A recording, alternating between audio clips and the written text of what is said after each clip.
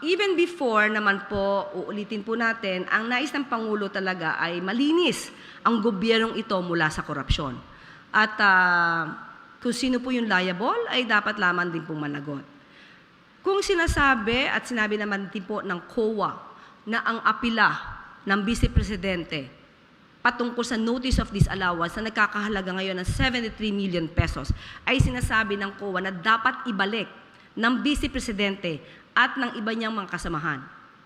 Nagpapatunay lamang ito na yung unmodified opinion kung saan sinasabi nilang transparent at naayos at nagamit na mabuti ang pondo, ito po ay pinasisinungalingan ng COA sa very recent decision nila denying the appeal or the petition for review filed by the OVP under the leadership of Vice President Sara Duterte.